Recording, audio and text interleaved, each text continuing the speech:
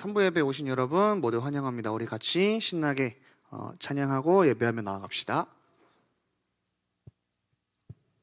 1, 2, 3, 4.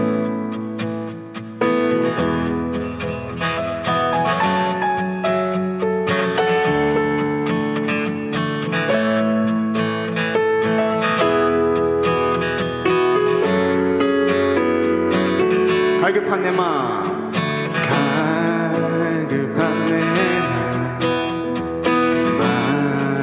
만지시는 주 사랑과 노 드리기 원합니다. 주 사랑해, 주 찬양해.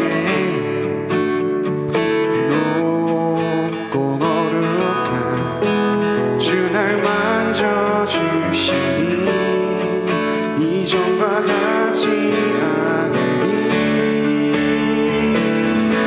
주 사랑해요. 영원히 찬양해 예수. 신령과 진정으로 경배드려요. 매일 주님과 매일 주님과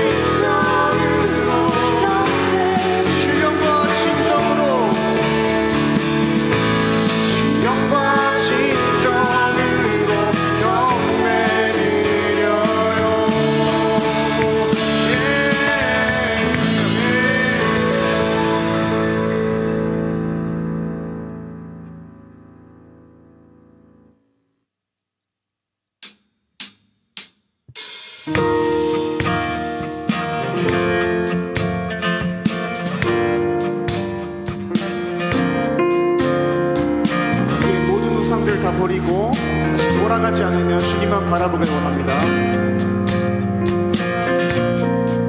주님께로 살기로 했네.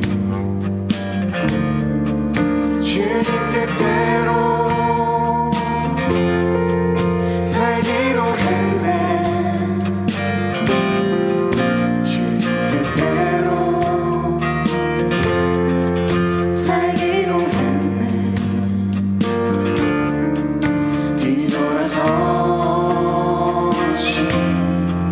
않겠네. 이 세상 사람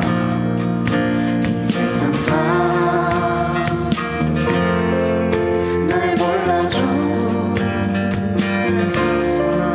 이 세상 사람 날 몰라줘도 이 세상 사람 날 몰라줘도 뒤돌아서지 않겠네.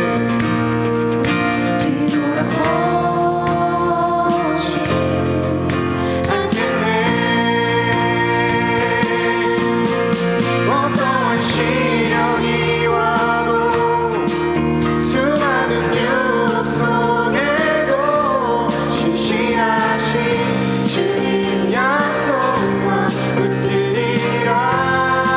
세상이 이해 못하고 세상이 이해 못하고 우리를 조롱하여도 신실하신 주님 약속만 붙들리라. 돌아서지 않으리.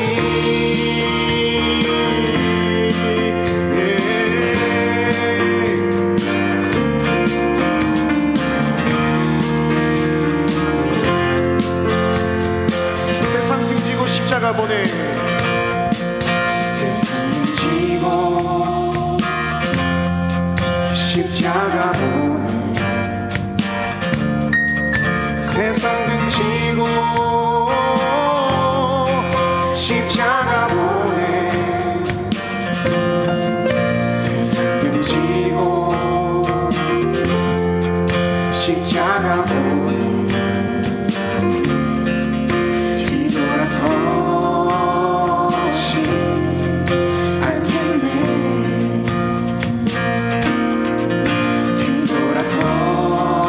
뒤돌아서지 않겠네. 어떠한 시련이 와도 수많은 유혹 속에도 신실하신 주님 약속만 붙들리라. 세상이 이해 못하고 우리를 조롱하여도 신실하신 주님 약속만 다시 한번 찬양합니다. 어떠한 시련이 와도 수많은 유혹 속에도 신실하신 주님 약속만 붙들리라. 세상이 이해 못하고 우리를 조롱하여도 신실하신 주님 약속만 붙들리라. 돌아서지 않으리.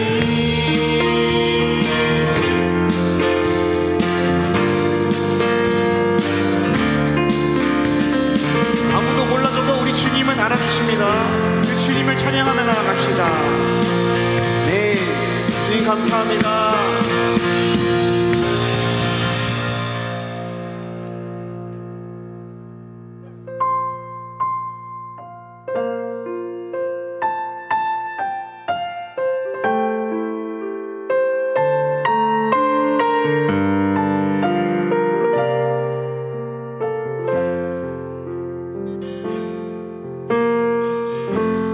따스한 성령이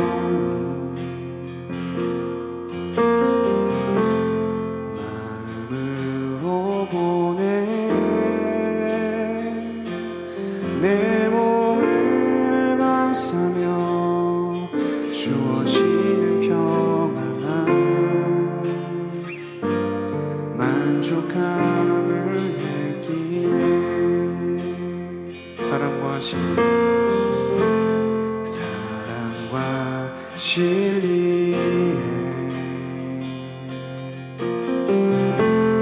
한 줄기 빛보내 내 몸을 감싸며 주어지는 평안함 그 사랑을 느끼네 부르신 곳에서 나는 예배하네 어떤 상황에도 나는 예배하네 부르신 곳에서 나는 예배하네 어떤 상황에도 나는 예배하네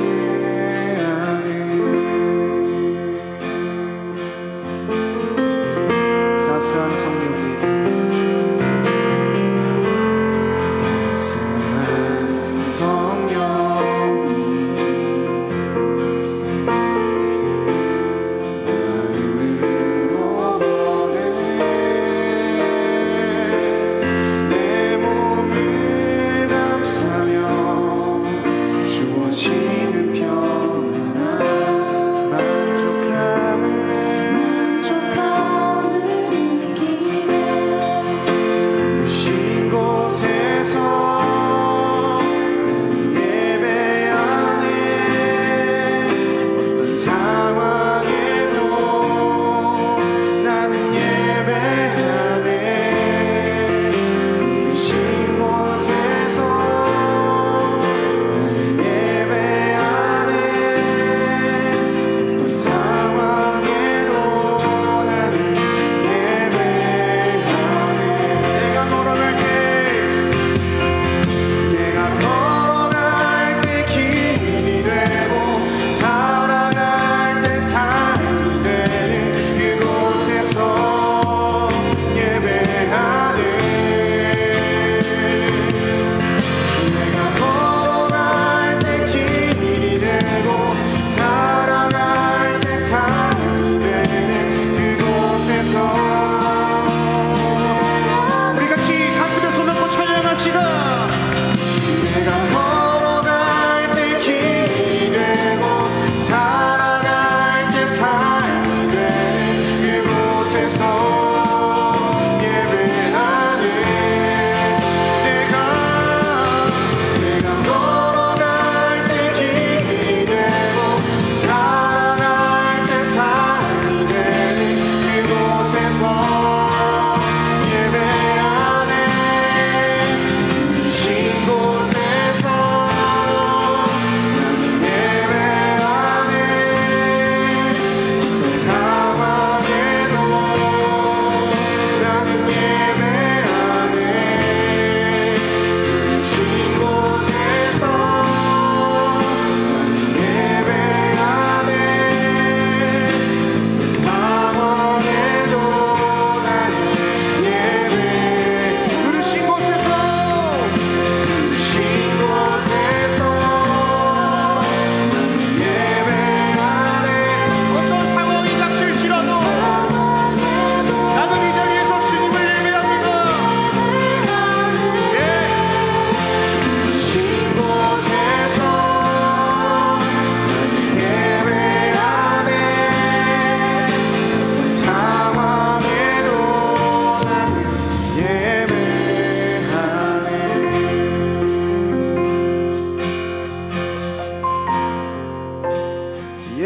예배합니다 찬양합니다 주님만 날 다스리소서 예배합니다 찬양합니다 주님으로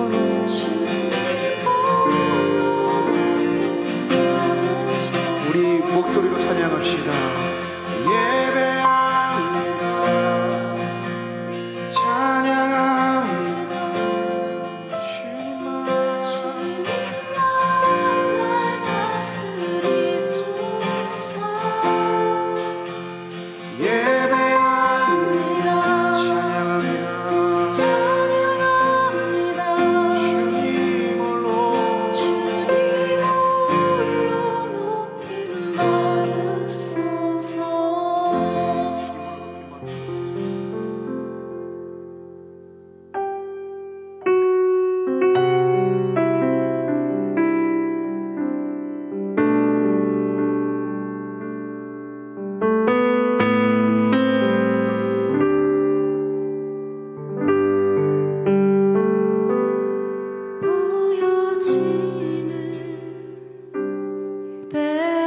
아닌 마음으로 드리는 예배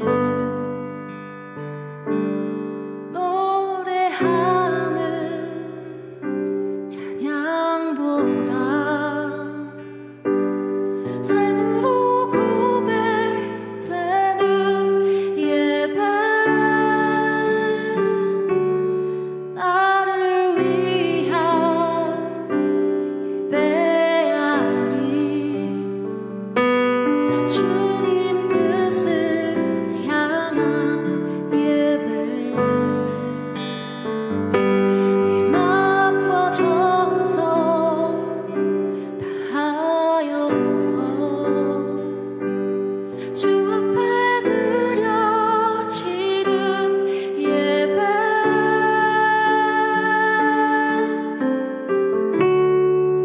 주 앞에 엎드려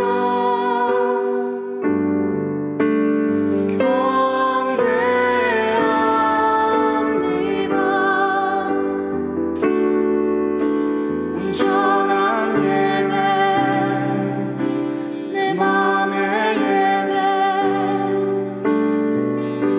내 모든 것 받기 합당하신 분 주 앞에 엎드려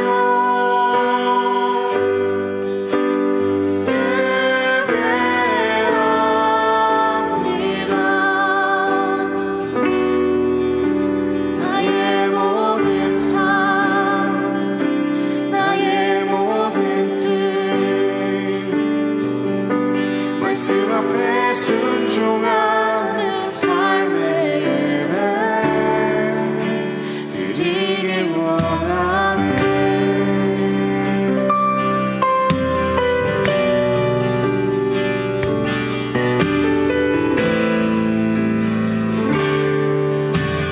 나를 위한 예배 아닌 나를 위한 예배 아닌 주님 뜻을 향한 예배 내 마음과 정성 다하여서 주 앞에 드려지는 예배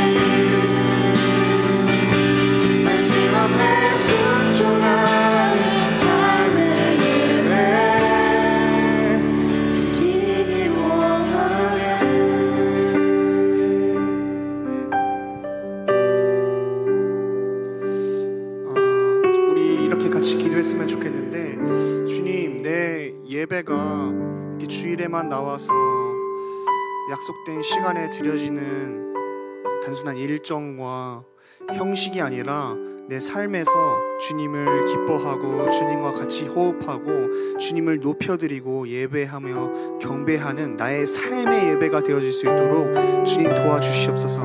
내 상황과 시간과 이유가 어떻든 간에 부르신 곳에서 주님을 예배하겠습니다. 그 자리에서, 지금 이 자리에서 주님을 예배하겠습니다. 우리 이 마음 가지고 같이 기도하며 나아갑시다.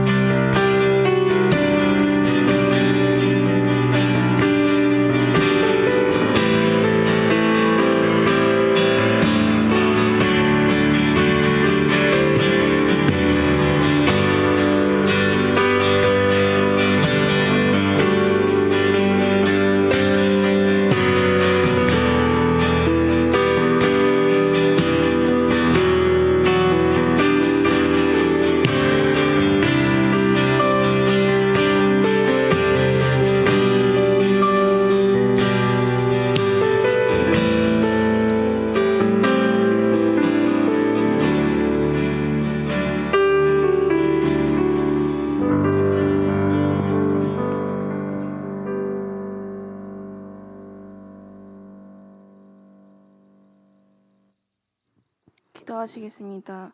우리 사랑하시는 하나님 감사합니다. 주일을 기억하며 기쁜 마음으로 함께 모여 예배드리게 하심에 감사합니다. 주님, 한 주를 또 열심히 살아냈지만 세상의 유혹을 이기지 못한 순간들을 회개합니다. 다시 일어나 주님의 말씀으로 채워지는 예배가 되게 해주시고 주님 홀로 영광과 높임을 받아주세요.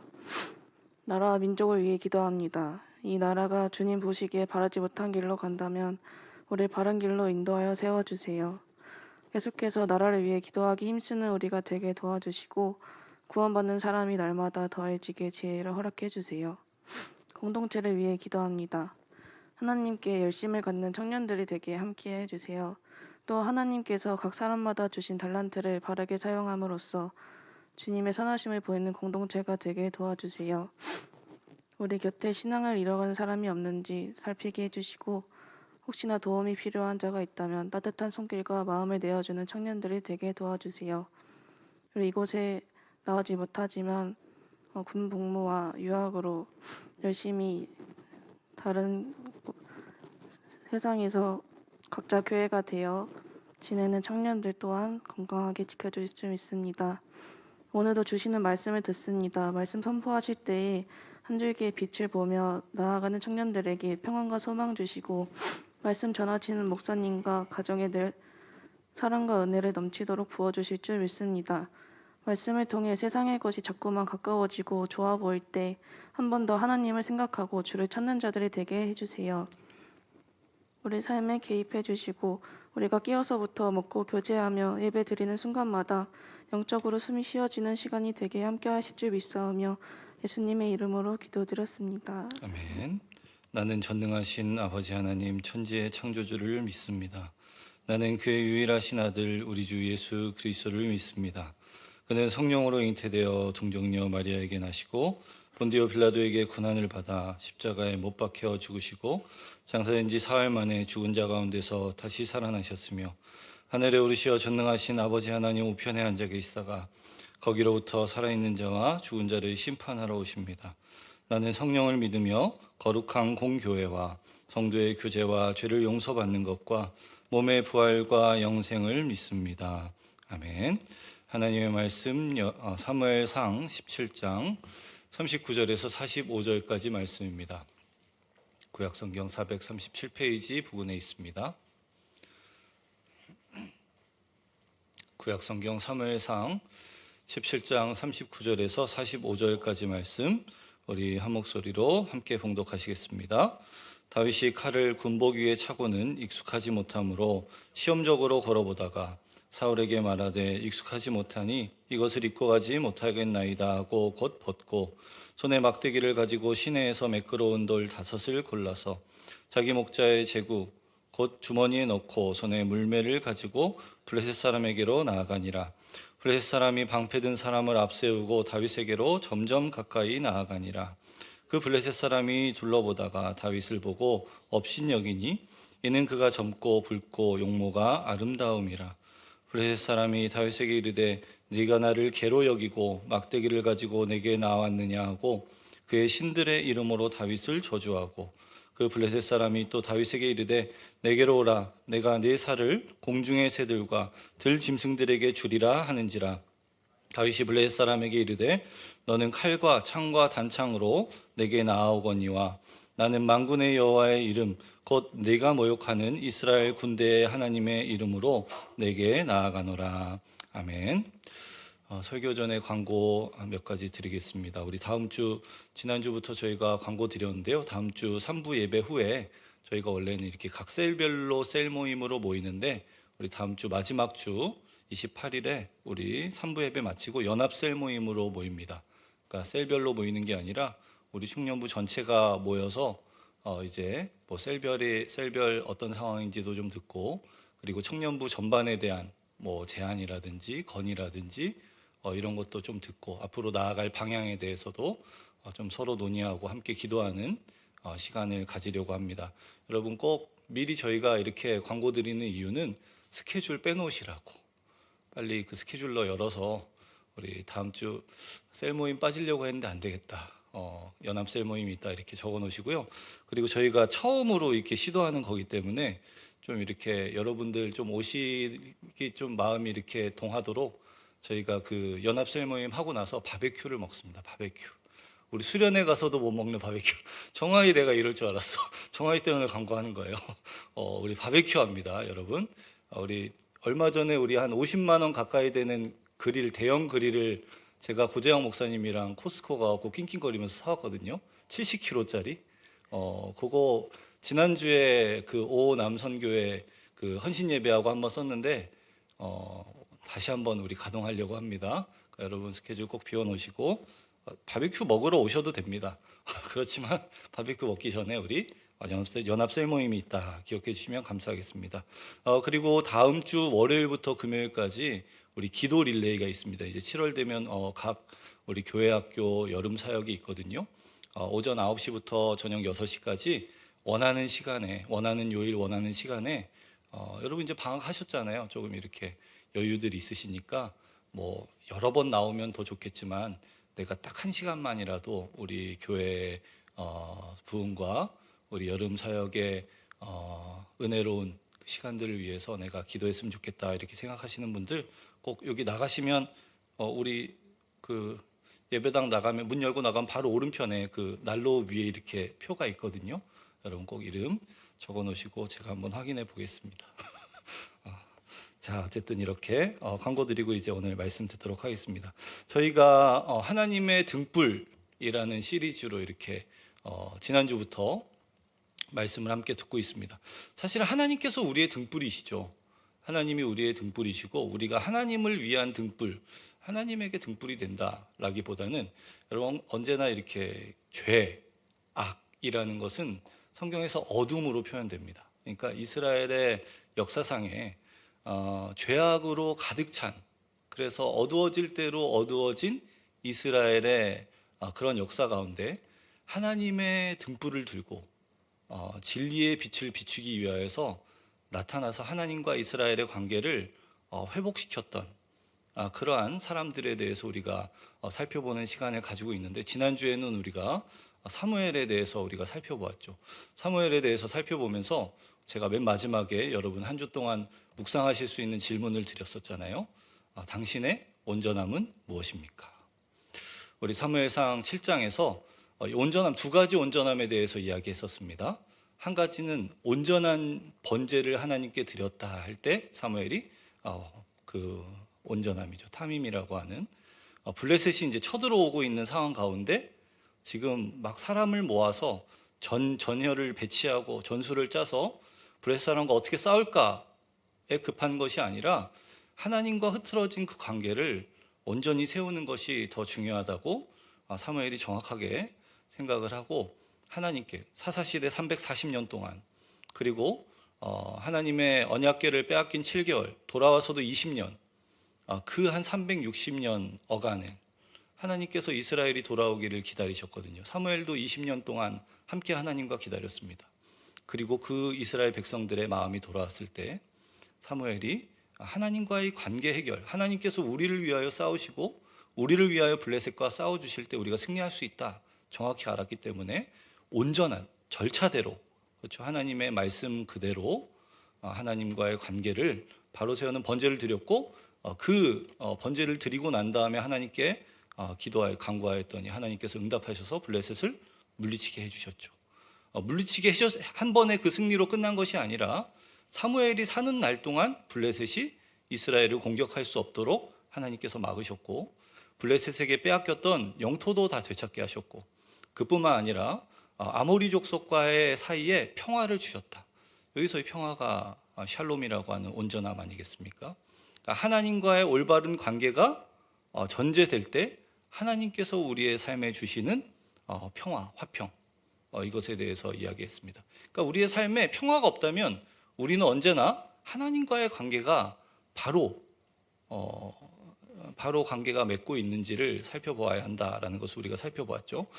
오늘은 다윗에 대해서 우리가 살펴볼 겁니다. 지난 주일에 우리 헌신 예배 참석하신 분들은 아실 텐데 제가 이렇게 설교를 그날 이렇게 준비하는 게 아니라 우리 찬양 인도자분들한테 한 달치를 이렇게 미리 드리거든요. 이렇게 찬양 이렇게 선곡들 준비하실 수가 있어서 사실은 6월에 이미 다 결정된 스케줄인데 지난주에 오선교회 강사님이 오셔서 이 사무엘상 17장 이 다윗이 골리앗이랑 싸운 요거를 하시는 거였고 저는 설교보다 이거 내가 다음 주에 이거 해야 되는데 이거 겹치면 어떡하지 조마조마하면서 들었는데 여러분 겹치지 않습니다. 안심하십시오.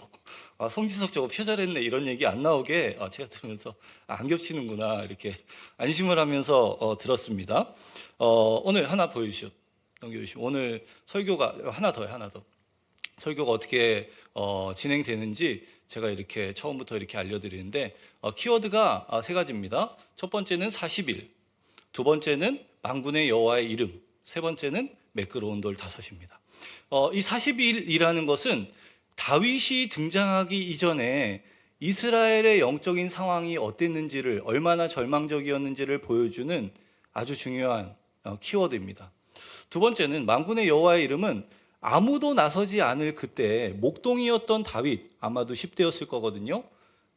키가 3m, 몸무게가 250kg가 넘는 그 골리앗에 맞서서 나가겠다라고 할 수 있었던 이유가 무엇인지 무엇을 의지하며 나아갔는지를 보여주는 그러니까 다윗의 믿음을 볼 수 있는 것이 두 번째 키워드입니다. 만군의 여호와.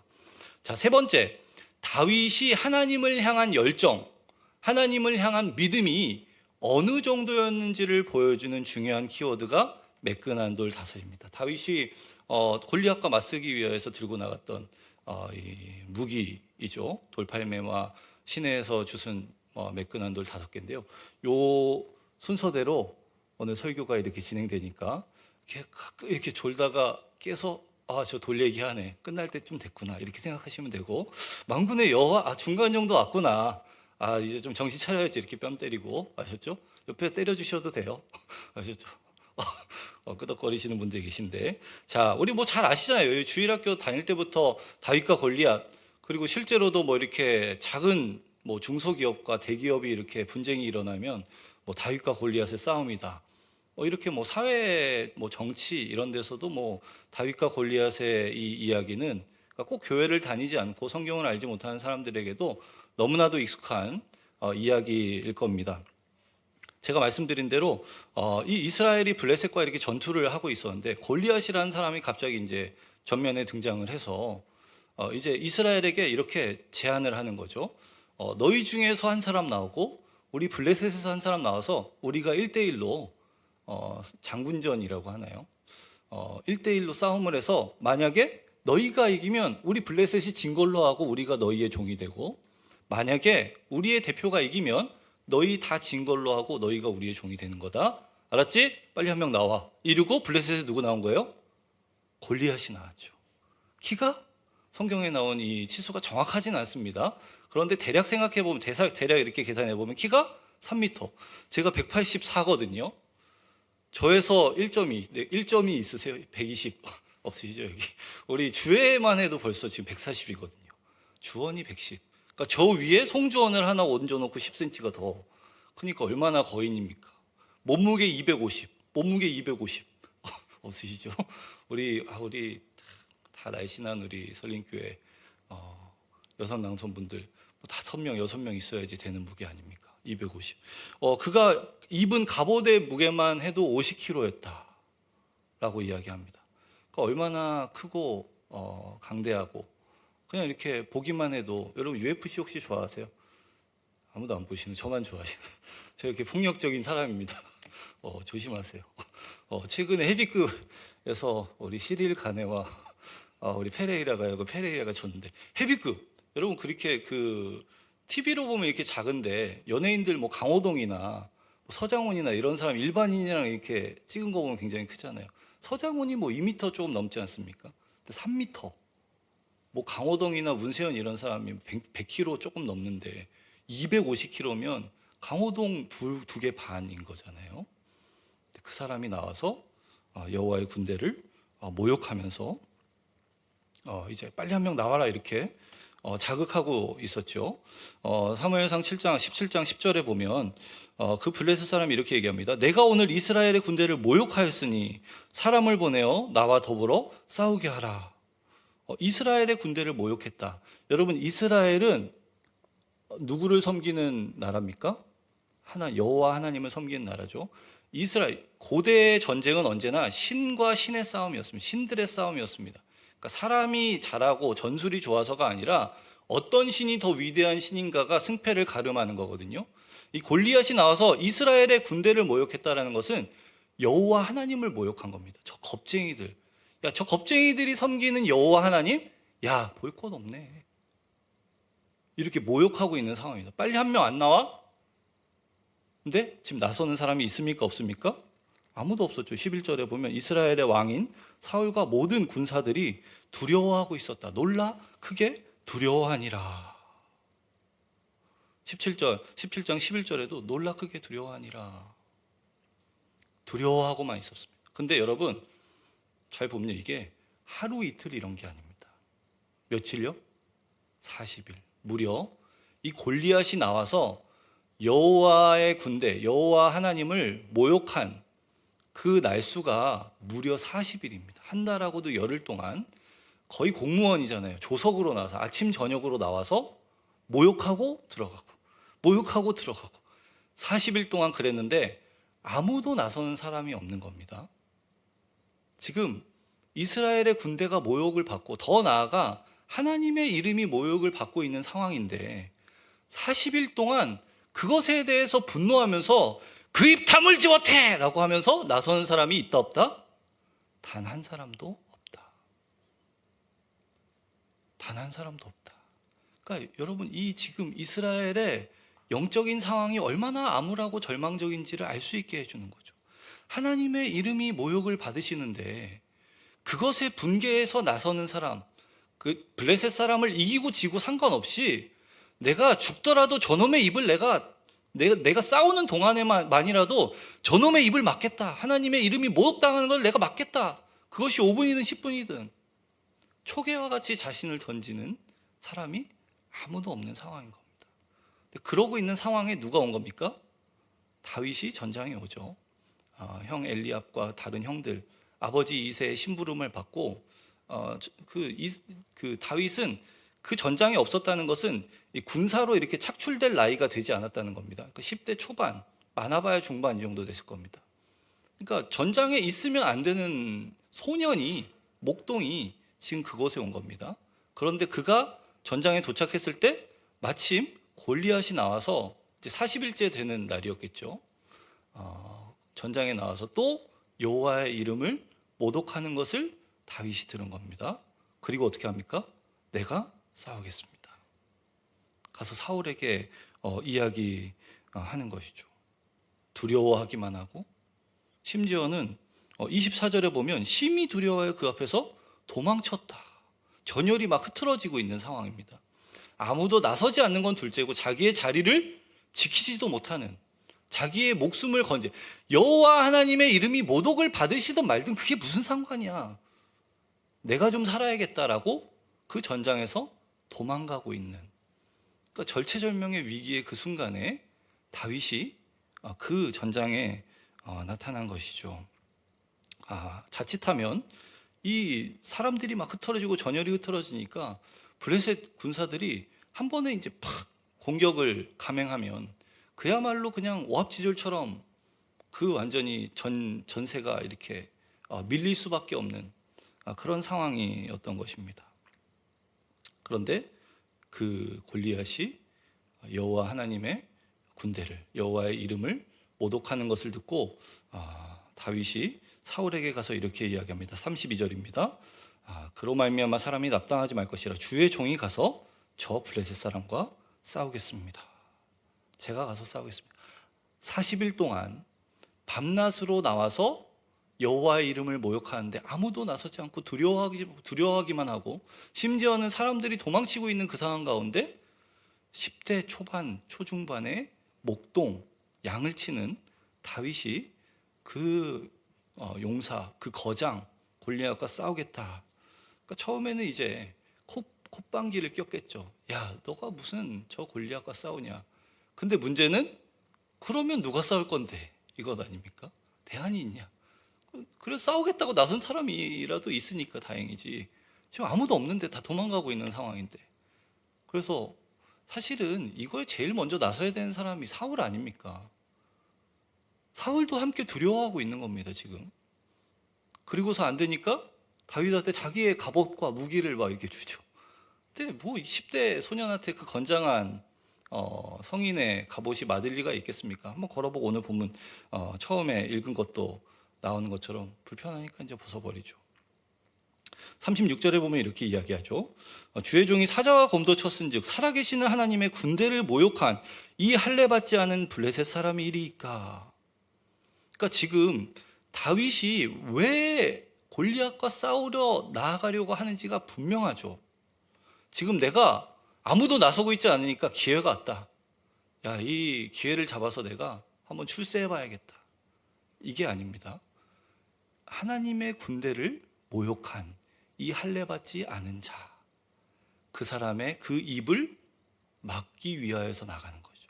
하나님이 모욕받는 그것을 견딜 수 없는 겁니다. 그 블레셋 사람에게 자기가 죽고 안 죽고는 중요하지 않은 거죠. 목표가 무엇입니까? 하나님의 이름이 모독을 받는 것을 그치게 하는 것입니다.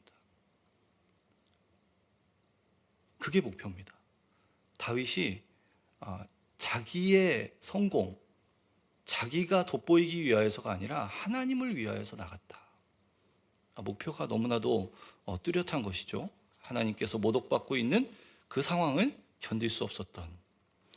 그렇기 때문에 하나님을 위하여 나선 것이기 때문에 하나님께서 이 블레셋 사람 골리앗과의 싸움에서 나를 지켜주실 것이라는 확신도 있었습니다. 37절에 보면 여호와께서 나를 사자의 발톱과 곰의 발톱에서 건져내셨은즉 나를 이 블레셋 사람의 손에서도 건져내시리이다. 다윗에게 중요한 것은 상대가 누구이냐가 아닙니다. 상대가 얼마나 강하고 얼마나 뛰어난 장수이고 그 상대방을 쓰러뜨렸을 때 나에게 오는 상급이 무엇이냐, 이거는 더더욱 아닙니다. 하나님을 위하여 나아가고 하나님께서 나를 위하여 싸워주신다면 이 승산없는 싸움도 분명히 이길 수 있다. 이기지 않아도 좋다. 여호와의 이름이 모독받는 것을 그칠 수만 있다면. 그래서 결국 이 목동 다윗은 그 사울의 갑옷과 칼도 버려두고 노투구와 비닐 갑옷을 입고 놋 각반을 차고 놋 단창을 가진 중무장한 골리앗과 싸우러 점점 앞으로 나섭니다. 다윗에게는 어떤 무기를 가졌느냐, 신체 조건이 어땠느냐 전혀 고려사항이 아니었습니다. 전쟁이 여호와께 속한 것이다 라는 분명한 인식이 그에게 있었습니다. 47절에 이렇게 이야기하죠. 여호와의 구원하심이 칼과 창에 있지 아니함을 이 무리에게 알게 하리라. 내가 하나님이 살아계시다는 것 증명해 보이겠다. 하나님이 살아계시다는 것. 아무도 지금 하나님의 살아계심, 하나님의 역사하심을 믿는 사람이 아무도 없지 않습니까? 블레셋 사람은 당연히 안 믿고 이스라엘 백성들조차 아무도 믿지 않는 상황이죠. 이 앞전에 사울이 이제 다른 타 민족과의 전쟁을 위하여서 사람들을 모으는 장면이 있는데요. 거기 보면 이스라엘 지파가 30만, 그리고 유다 지파에서 3만이 나왔다 이렇게 됩니다. 33만. 그러니까 적어도 그게 정확한 수는 안 되겠지만 지금 블레셋과의 싸움을 위하여서 총 동원한 인원이 33만은 된다는 겁니다. 33만 중에 한 명도 없는 거죠. 33만 중에 하나님을 믿고 하나님을 신뢰하고 의지했던 사람이 단 한 명도 없는 이 암울한 상황. 골리앗의 조롱에도 아랑곳하지 않죠. 네가 나를 개로 여기고 막대기를 들고 나왔느냐. 내가 짐승의 밥이 되게 하겠다. 그때 다윗이 어떻게 고백합니까? 너는 45절입니다. 너는 칼과 창과 단창으로 내게 나오거니와 나는 방군의 여호와의 이름 곧 내가 모욕하는 이스라엘 군대 하나님의 이름으로 내게 나아가노라. 나의 무기는 너가 가진 창, 검, 방패 이런 것이 아니라 나는 여호와 하나님의 이름으로 나아간다. 여호와 하나님의 이름을 위하여 나아간다 라고도 할 수 있고 여호와 하나님의 이름을 의지하여 나아간다 라고도 할 수 있습니다. 여호와 하나님의 이름으로 나아간다.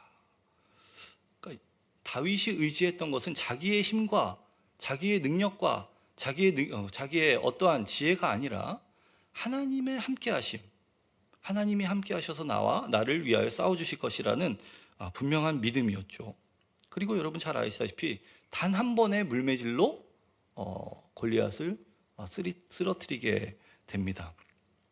그런데 우리가 아까 말씀드린 대로 다윗이 골리앗과 싸우러 나가기 전에 한 행동, 이 싸움을 위하여서 한 행동이 딱 하나 있었습니다. 시냇가에 가서 이 매끈한 돌 5개를 줍는 것이었거든요. 40절에 보면 손에 막대기를 가지고 시내에서 매끄러운 돌 5을 골라서 자기 주머니에 넣고 갔다. 여러분 혹시 이렇게 그 물매 아십니까? 물매 아세요? 이렇게 돌려갖고 촥 이렇게 해갖고 던지는 물매. 이게 기본적으로 장거리 무기입니다. 근데 5개를 주셨어요. 근데 그럼 뭐 한 번 이렇게 던졌을 때 빗나가면 다시 한번 장전을 해서 던지고 이러려고 5개를 준 거는 절대 아닙니다. 제가 말씀드렸죠. 장거리잖아요. 한 번 빗나가면 이미 상대 골리앗은 근거리에 와 있기 때문에 다시 돌을 장전해서 던지는 거는 있을 수 없습니다. 한 번 빗나가면 끝입니다. 끝. 그냥 거기서 끝입니다. 근데 왜 5개를 주셨나? 저는 이게 항상 궁금했거든요. 왜 5개? 제가 말씀드린 대로 돌을 5개 주는 것. 그냥 보니까 이것도 이쁘고 이것도 이쁘고 이것도 매끄럽네. 이래서 5개 주는 게 아니에요. 다윗의 믿음이 어느 정도였느냐? 하나님이 나를 위하여 싸워주실 것이다. 여호와 만군의 여호와의 이름을 의지하여 내가 나아간다. 이렇게 하지 않았습니까? 다윗에게는 지금 자신 앞에 있는 골리앗만이 자신의 상대라고 생각하지 않았습니다. 그것의 간접적인 증거가 사무엘하 21장 6절에서 22절에 나오거든요. 거기에 보면 다윗과 그의 신하들이 죽인 가드의 장대한 자의 소생 4사람의 이름이 등장합니다. 그러니까 다윗과 그의 신하들이 쓰러뜨린 블레셋 거인들의 목록이죠. 이게 여기 왜 나왔나? 여러분 생각해 보면 너무나도 쉽게 알 수 있죠. 전쟁에 가장 앞에 서는 사람들은 어떤 사람들입니까? 장수들이죠. 장군들입니다. 그리고 거인족. 여러분 골리앗 한 사람이 나와도 33만의 이스라엘 군사 중에 아무도 나서서 싸우려고 하지 않았잖아요. 그러니까 사실은 골리앗 한 사람만 나와 있는 게 아니라 그 뒤에 골리앗을 비롯한 거인들이 뒤에 쫙 서 있는 겁니다. 5명이.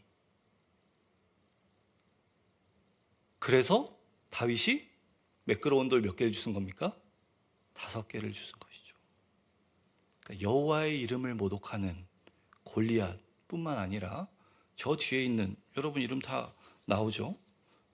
이스비브노 삽, 라흠이 키 큰 자 하나, 네 사람은 가드의 장대한 자의 소생이라. 다윗의 손과 그 신복의 손에 다 죽었더라. 이미 10대 초반밖에 되지 않은 이 다윗은 하나님을 향한 열심과 열정이 얼마나 뛰어났는지, 내가 나아가서 저들을 다 한 번에 쓰러뜨려서 하나님의 살아계심을 보이게 하겠다. 한 번에 쫙 던져서 골리앗을 쓰러뜨리고, 나머지를 쓰러뜨리기 전에 어떻게 됐습니까? 이 상황을 보면 블레셋 사람들이 다 놀라서 도망가는.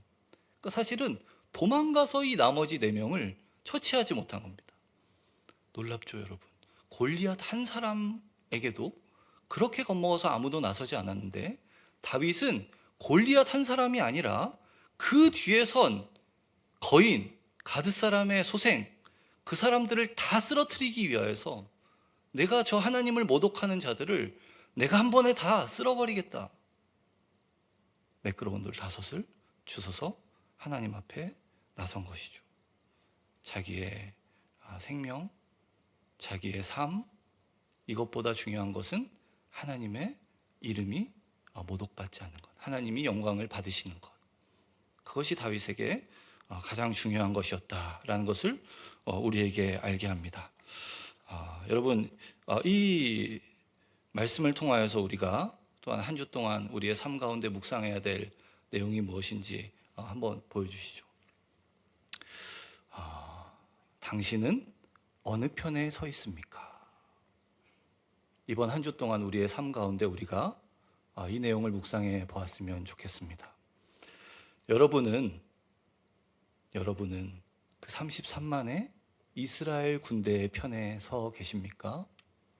아니면 한 사람, 그 다윗의 편에 서 있습니까?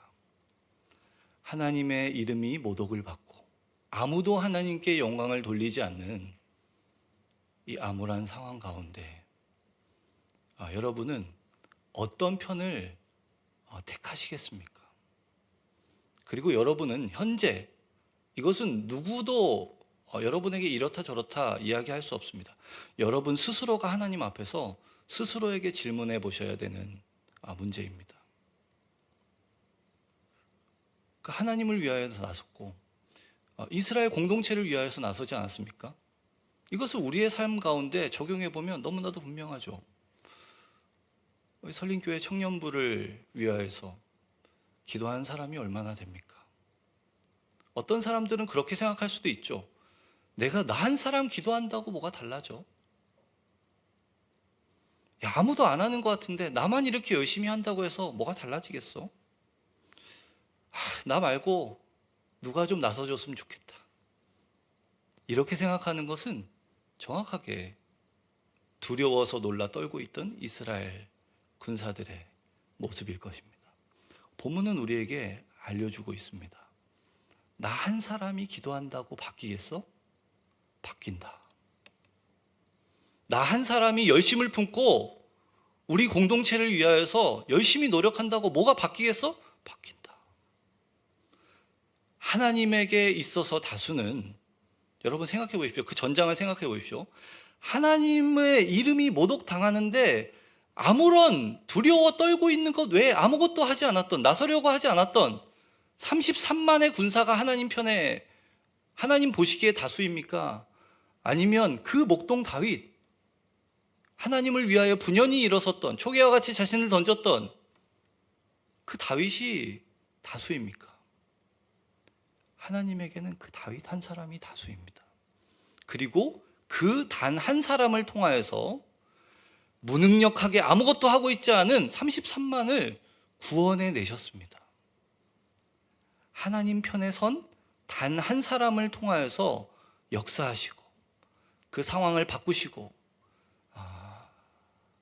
그 어둠 가운데 있는 이스라엘 백성들 가운데 하나님의 진리의 빛을 비추시고 하나님의 구원을 보이시는 것이 하나님의 그 놀라우신 역사, 그리고 그 하나님의 역사를 위하여서 필요했던 사람의 수는 단 한 사람이면 충분했다라는 것을 우리에게 교훈하고 있습니다. 여러분이 그 한 사람이 되어주시면 안 되겠습니까? 다른 누가 나서주기를 기다리는 것이 아니라 내가 그 한 사람이 되어야겠다. 아무도 하나님을 예배하지 않는, 아무도 하나님께 관심을 가지고 있고 영적인 것에 아무런 관심이 없는 이 상황, 마음에 들지 않는 이러한 상황일지라도 나 한 사람이 중심을 지키고 하나님의 말씀 앞에 서서 이 공동체를 위하여 기도하는 한 사람으로 남아야겠다. 모두가 포기하고 있을 때 다윗은 결코 포기하지 않았죠. 그 포기하지 않는 한 사람을 통하여서 역사하신 하나님을 우리는 발견하게 됩니다. 사무엘상 14장 6절에 요나단은 이렇게 이야기합니다. 우리가 이 할례 받지 않은 자들에게로 건너가자. 블레셋 한복판으로 혼자 건너가는 겁니다. 여호와께서 우리를 위하여 일하실까 하노라. 여호와의 구원은 사람이 많고 적음에 달리지 아니하였느니라. 우리는 사람의 많고 적음을 보죠. 우리의 상황과 우리의 형편에 우리의 마음이 너무나도 쉽게 휩쓸립니다. 그래서 신앙의 하향평준화는 있어도 상향평준화는 그렇게 되지 않습니다. 아무도 나서지 않으니까 나도 그냥 가만히 있어야겠다. 나 한 사람이 뭘 한다고 바뀌겠어? 여러분, 이 한 주 동안 나는 어느 편에 서 있는지를 한번 묵상하며 이 한 주를 지내는 저와 여러분이 되었으면 좋겠습니다. 그리고 혹시라도 우리 스스로 생각할 때 내가 다윗과 같이 하나님의 편에 서지 않고 두려워 떨고만 있었던 33만의 이스라엘 군사와 같은 사람들의 편에 서 있었다라는 것을 깨닫게 된다면 우리가 돌이켜서 다윗과 같이 하나님을 위하여, 하나님의 영광을 위하여 포기하지 않는 그 한 사람이 되어야겠다라는 다짐을 가지고 다시 한번 하나님께 나아가는, 하나님께 세워져 가는, 그래야 해서 그 한 사람을 통하여서 하나님의 역사하심을 보게 되는 그러한 은혜가 우리의 삶 가운데 있게 되기를 주님의 이름으로 간절히 축원합니다. 기도하겠습니다. 하나님 감사합니다. 하나님께서 역사하시기 위하여 필요했던 사람의 수는 단 한 사람에 불과했습니다. 그리고 그 한 사람은 골리앗과 싸워서 능히 이길 만한 출중한 스펙과 출중한 능력을 가진 사람이 아니었고 목동 10대 중반의 다윗이었습니다. 그러나 하나님께서 그와 함께 하시고 그의 삶을 붙드시니 그를 통하여 하나님의 놀라운 역사가 일어나게 된 것을 우리가 또한 보게 됩니다. 하나님, 우리도 다윗과 같이 포기하지 않는 그 한 사람이 되게 하여 주시옵소서. 두려워 놀라 떨고만 있는 우리의 현상과 처지와 형편만을 보는 것이 아니라 그 모든 것을 주관하시는 하나님을 우리의 눈을 들어 믿음의 눈으로 바라보며 하나님을 위하여 분연히 나설 수 있는, 끝까지 포기하지 않는 그 한 사람이 될 수 있도록 우리의 마음을 변화시켜 주시옵소서. 우리가 가진 것의 일부를 구별해 하나님께 드립니다. 이 드리는 마음의 이 예물이 하나님 보시기에 기쁜 것으로, 또한 우리의 어려운 이웃들에게 또한 효과적으로 잘 전달될 수 있도록 하나님 우리의 삶을 들어 사용하여 주시고, 어려운 형편에서 드린 이들도 있습니다. 주님, 이들의 삶을 주님 붙들어 주시고 채우시고 주님 더하시는 하나님의 능력으로 말미암아 더욱더 하나님께 성실하게, 하나님을 더욱더 사랑하는 마음으로 많은 것으로 드릴 수 있는 우리 청년들의 삶이 될 수 있도록 주님 붙들어 주시옵소서. 사랑의 많으신 예수 그리스도 이름으로 간절히 기도합나이다. 아멘. 말씀 기억하시면서 하나님의 등불 같이 진행하겠습니다.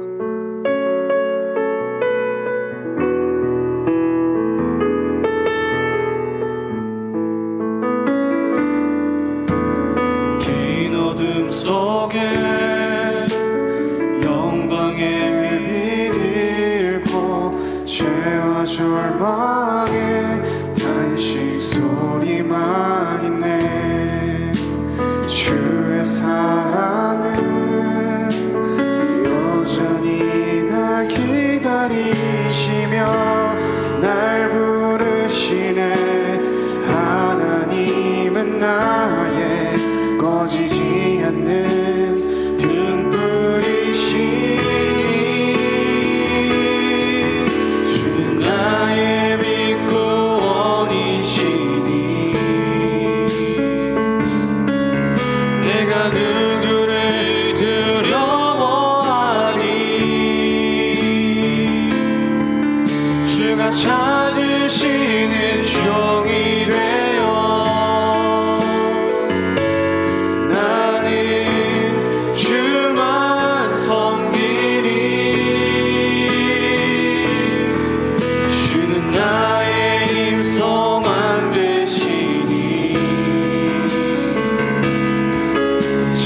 자의 어둠 밝히시니 소망 잃어버린 이 땅 위에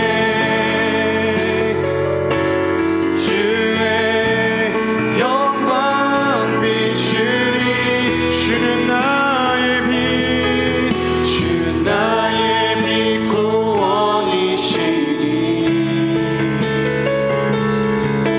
내가 누구를 두려워하리 주가 찾으시는 종이 되어 나는 주만 섬기리 주는 나의 힘 소망 되시니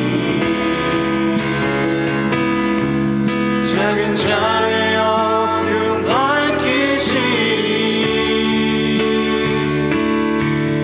소망 잃어버린 이 땅 위에 주의 영광 비추리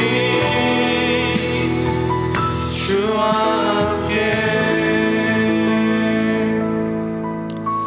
지금은 우리를 죄악 가운데 구원하신 예수 그리스도의 은혜와 아버지 하나님의 다함이 없는 사랑과 성령 하나님의 내주교통 감화하심이 다윗과 같이 어둠 가운데 있는 이 세상에 하나님의 진리의 빛을 비추기 위하여 분연히 일어나 포기하지 않고 주를 위하여 나서리라는 다짐으로 주 앞에 다짐하며 나아가는 우리 모든 설림교회 청년들 머리머리 위에 지금으로부터 영원까지 함께 계실지어다.